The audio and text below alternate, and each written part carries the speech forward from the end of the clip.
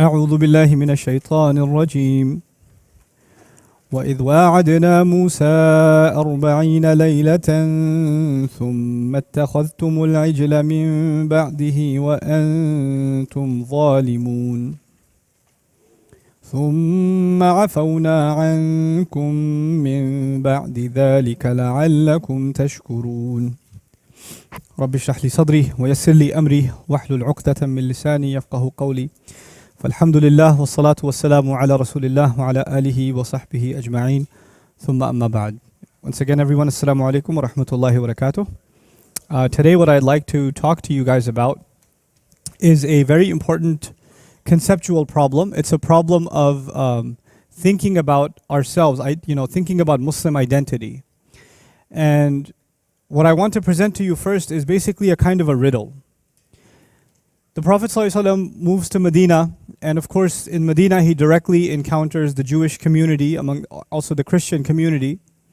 And in Surah Al-Baqarah, Allah decides to address the Jewish community that lives in Medina directly. Ya Benu Israila. He decides to talk to them directly. And many ayat in Surah Al-Baqarah are that direct conversation between Allah and Benu Israila. He speaks to them in the second person. You did this, you did this, you did this. Right? So he's talking to them in a very immediate and a very direct conversation. And the ayah that I want to use as a base to talk about the nature of that conversation, Allah says, وَإِذْ وَعَدْنَا مُوسَى 40 لَيْلَةً. When we promised Musa, and we took a promise from Musa to be with us for 40 nights. Allah had taken an agreement with Musa to come to him for 40 nights. And when he was gone for 40 nights, ثُمَّ اتَّخَذْتُمُ الْعِجْلَ مِنْ بَعْدِهِ. Then you people took up the calf to worship just right after he left. So as soon as he left, you people started worshiping the calf. Now the words that are important here that present the curiosity is the words ittakhadhtum. All of you started worshiping the calf. The Quran is talking to the Jews living in Medina, yes? Who worshipped the calf? Who worshipped the cow? Their ancestors. From many generations ago, isn't it? They didn't have a cow that they worshipped. They didn't have a calf that they worshipped. It was their many generations old ancestors. And Allah talks to them and says, when I called Musa and you people started worshipping the calf, and you were the ones doing wrong, then I forgave you. I didn't do it and you didn't forgive me. The one you forgave is my great grandfather somewhere back in the day who I don't even remember the name of. Him, you forgave him. Why are you talking to me like I did it? So the Quran talks about Bani Israel and their history, and it doesn't use them. It uses you people. But you and I know that we are not blamed for the mistakes of our ancestors. That, like the Christian concept of original sin, we don't have that. We don't have your great-grandfather was a hypocrite, so you're a hypocrite. We don't have that. My ancestry, for example, my ancestors are Buddhist. A few generations back, 7-8 generations back, they're Buddhist. They're not Muslim, right? So that's not held against me. That's not held against me. So why is Allah talking to them in this way? That's the question we're going to try to address, inshallah. And through it, we don't just learn something about Bani Israel, we learn something about ourselves. This is more important for ourselves. See, what happened with Bani Israel is they suffered from a lot of diseases. They had the religion. They were the only people left of that much knowledge of scripture. Nobody even comes close, actually, even in Medina or anywhere arguably in the world that has that much scholarship in their religion at the time as the Jews had. Their rabbis were incredibly knowledgeable. As a matter of fact, the word used for them was ahbar. Ahbar is people that are dipped in ink. They wrote so much and they produced so much and they studied so much that they're just called people of ink. So it's no small thing. There's no small amount of knowledge they had. But the thing is, to preserve the integrity of Islam, to preserve the integrity of religion, it's not just knowledge that you need. You don't just need knowledge. You need the right kind of thinking. It's possible that somebody has a lot of knowledge, but they don't have the right kind of thinking. This is why the Quran doesn't complain about, why don't you know? Don't you know? It actually complains, don't you think? أَفَلَا تَعْقِلُونَ. That's a very common complaint in the Quran. The Quran is not holding against people that they don't know. As a matter of fact, when people don't know, Allah makes excuses for them and says, ذَلِكَ بِأَنَّهُمْ قَوْمٌ لَا يَعْلَمُونَ. That's because there are people who don't know. The idea means they will eventually learn. But whether you know or not, every human being has been given the ability to do what? To think in the right way, to think appropriately. But what happens with a nation when they emphasize knowledge, but they stop emphasizing the right kind of what? Thinking. Then they can't even benefit from their knowledge. Benu Israil had a lot of knowledge. And by the way, you could say, no, but their knowledge was corrupted and their books had been changed and it wasn't what it used to be. Even if you argue all of that, their knowledge was good enough that when they saw the Prophet ﷺ, they could tell immediately, this is the one mentioned in our books. يَعْرِفُونَهُ كَمَا يَعْرِفُونَ أَبْنَاءَهُم. Then they recognize him like they recognize their own kids. If that's the case, that means they do have a lot of authentic knowledge still. But seems to be the problem is with what? Thinking. أَفَلَا تَعْقِلُونَ. Why don't you think? That's the complaint Allah makes even against Benu Israil. Now to us, we think that if you have knowledge, then automatically you must be a good thinker. We assume that. We assume it. So someone who has a lot of knowledge must be a really good thinker. It's not necessarily the case. So now coming back to the question of history. You see, when you think that you are superior, maybe you think you're superior because you have more knowledge. Maybe you think you're superior because you have a better family background. A lot of people think like that even today, don't they? They feel like, for example, they come from a noble family history. A lot of people feel they come, for example, if they come from the family of the Prophet ﷺ, which is a noble history, then somehow they are superior to other people.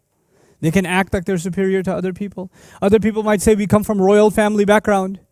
We come from, this noble heritage, etc., etc. And as a result, we are better than others. And they develop that thinking. Some people even use Islam for it. I come from a family of scholars. And because I'm from a family of scholars, somehow I have better DNA than you. The thing is, whether you come from a family of scholars or not, or even a family of a prophet, you're still the children of Adam alayhi salam. You're still going to stand in front of Allah Azza wa Jal the same way. There's not a VIP row for anybody on Judgment Day. You understand? Allah doesn't care about your ethnicity or your genetics. The only thing you can bring to Allah is a sound heart. That's all you can bring.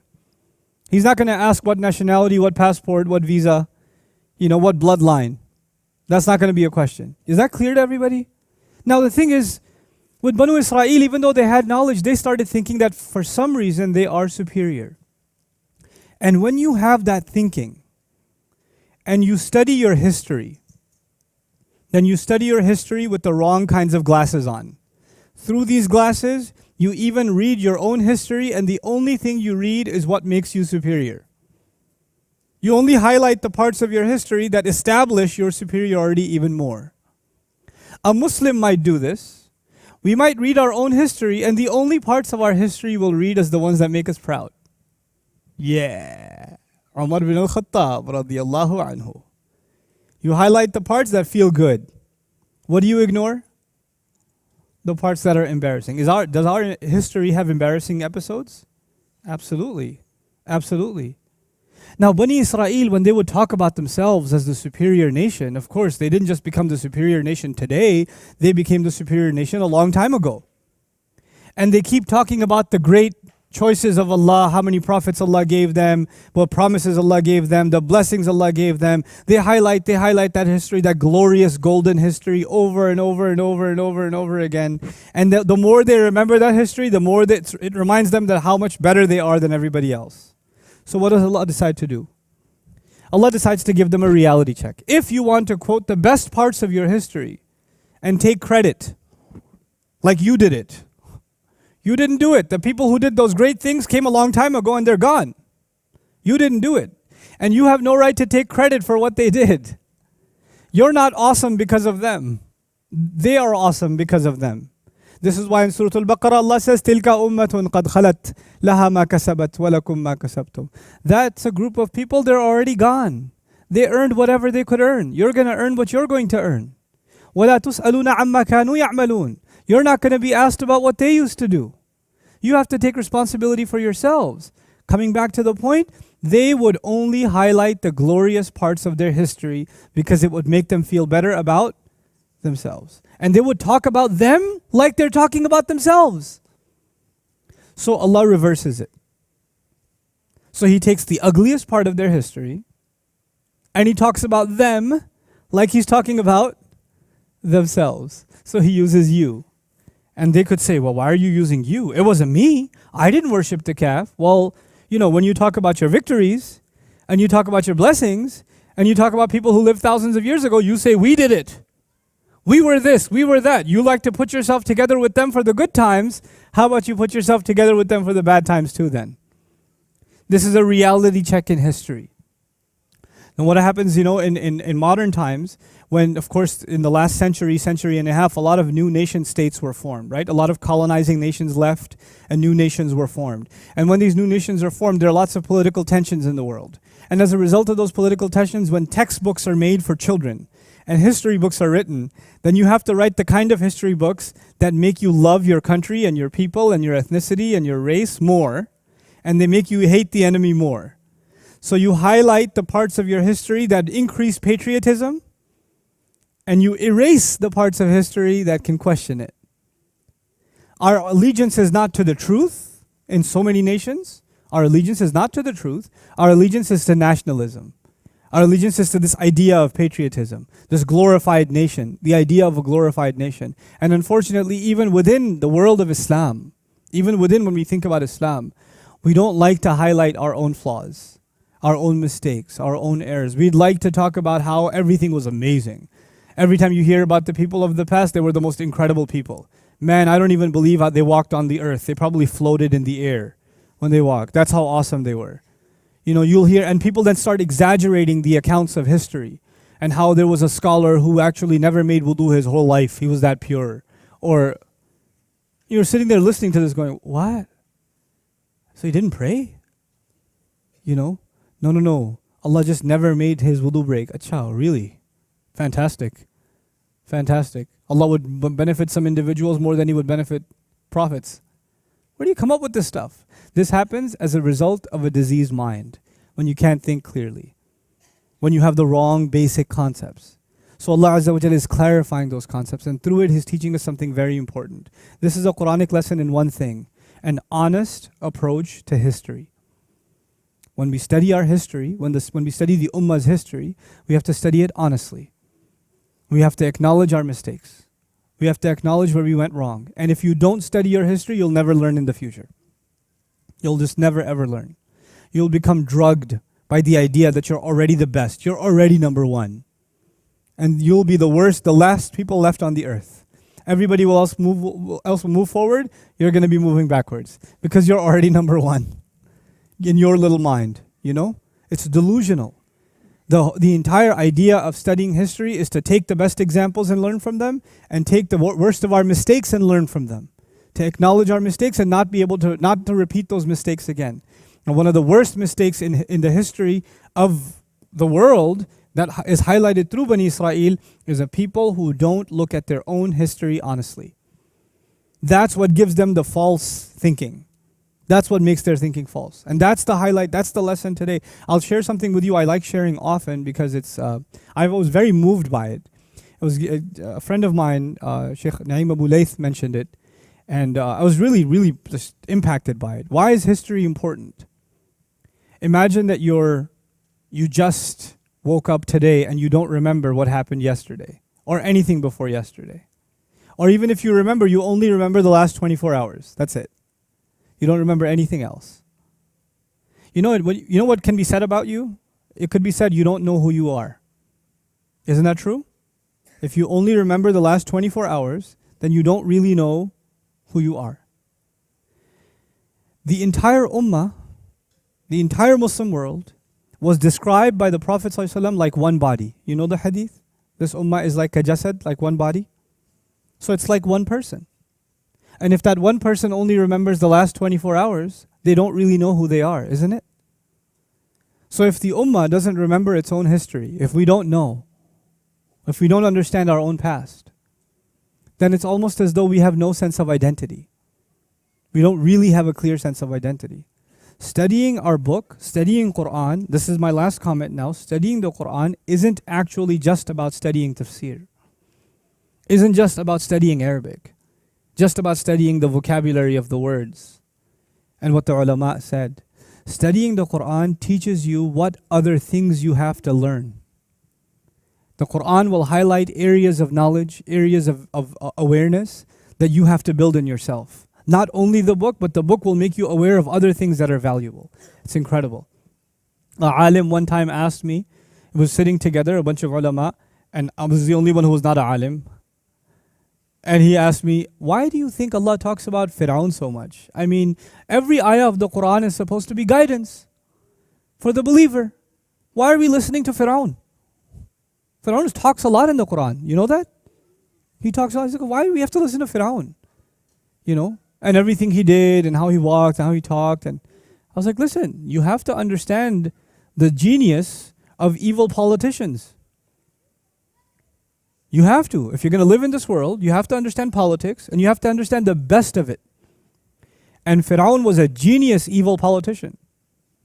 And you have to study how he operated. Because he's not the only one. There's going to be lots of Fir'auns after him. And if you understand him, you'll understand all of them. You'll be able to navigate with them. You'll be able to deal with them. This is valuable guidance. Through this, you will understand the corruption of, regimes, dictators. You'll be able to understand them.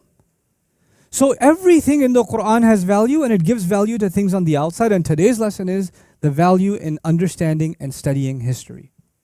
Young people here are doing their degrees. They're doing medicine, they're doing engineering, they're doing accounting. And one student says, I'm going to study history. And their parents say, what? What are you going to do with history? Well, he's going to give you a job. Where are you going to go to work? Where are you going to get employed? History doesn't pay the bills. Don't study history. So we took our smartest kids, our smartest men and women, and we made them doctors. We made them engineers. We made them programmers. We made them architects. And we did not care to make them what?